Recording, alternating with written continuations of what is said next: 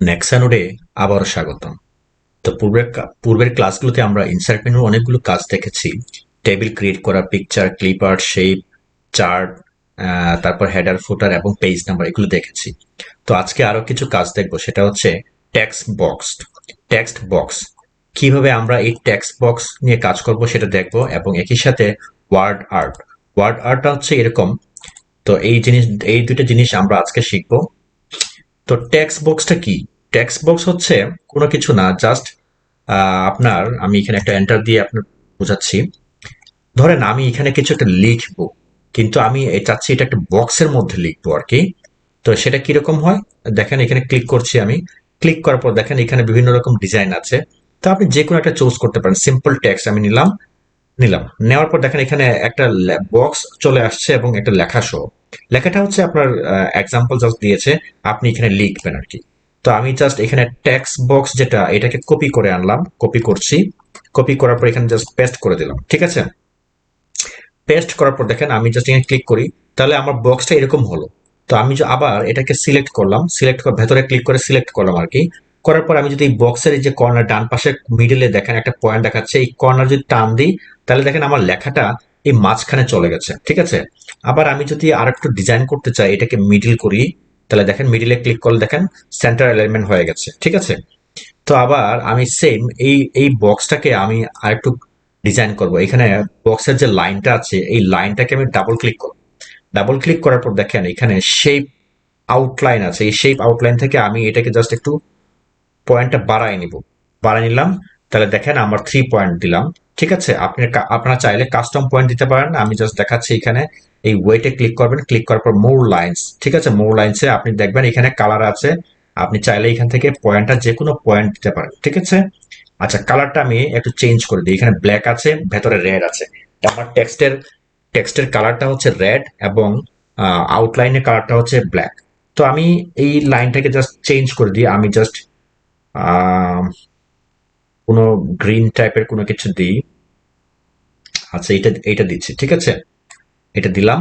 তারপর আমি ড্যাশ, এখানে যে লাইনটা আছে, এই লাইনের যে স্টাইলটা যদি চেঞ্জ করতে চাই, তাহলে আমি জাস্ট এরকম দিচ্ছি বোঝার জন্য। তাহলে জাস্ট ওকে দিলাম। দেখেন আমার কিন্তু বক্সের যে আউটলাইনটা আছে এটা চেঞ্জ হয়ে গেছে।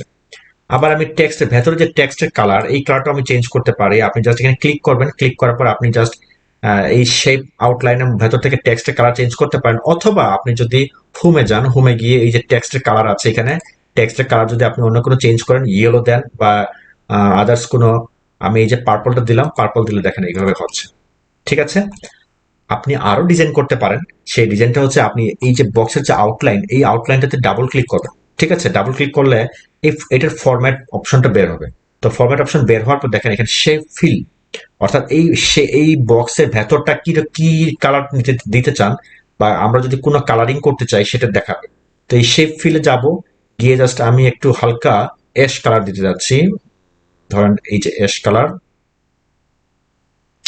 এই অ্যাশ, এইটা দিলাম বা এটা দিই, তাহলে একটু ভালো বোঝা যায়। না থাক, এটা দিচ্ছি। তাহলে এটা ক্লিক করলাম, ক্লিক করার পর দেখেন এই যে ভেতরের বক্সটা কালার হয়ে গেল, কালারফুল হয়ে গেল।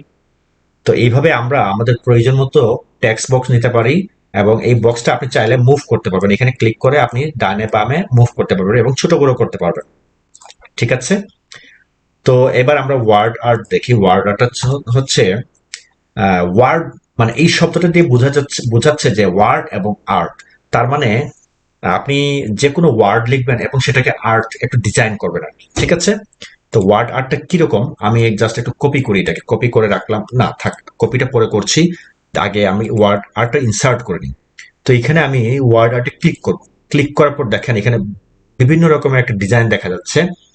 তো ডিজাইনটা আমি মনে করেন যে এটা দিচ্ছি, অথবা এটা দিচ্ছি, ঠিক আছে। ক্লিক করলাম আমি।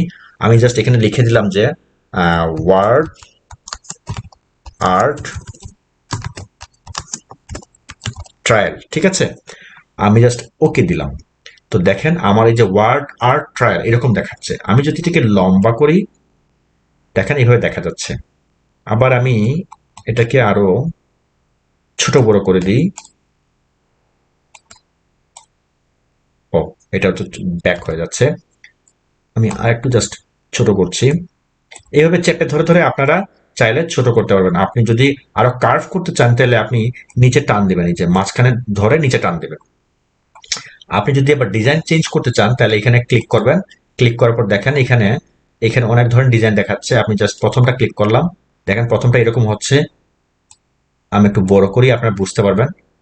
দেখেন এরকম বোঝা যাচ্ছে এখন।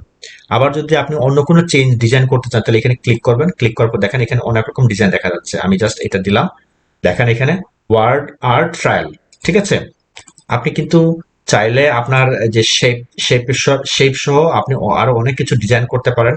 সেটা আপনারা নিজেরা প্র্যাকটিস করবেন। এবং এই যে এইখানে শেপ ফিল যেটা আছে, ডাবল ক্লিক করবেন। ক্লিক করার পর দেখেন শেপ ফিলটা যদি আমি অন্য কোনো কালার দিই তাহলে সেই কালারই চয়েস সিলেক্ট হয়ে যাবে। আমি জাস্ট কি দিব এখানে, এই কালার দিচ্ছি এবং চেঞ্জ শেপটা আমি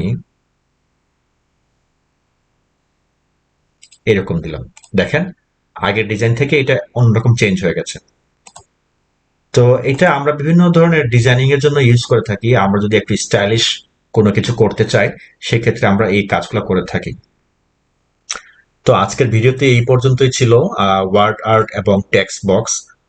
তো আপনারা নেক্সট ভিডিওগুলো ভালো লাগলে অবশ্যই অবশ্যই শেয়ার করবেন, লাইক দিবেন এবং সাবস্ক্রাইব করে রাখবেন, যাতে করে আমাদের পরবর্তী ভিডিওগুলো আপলোড হওয়ার সাথে সাথে আপনি নোটিফিকেশন পেতে পারেন।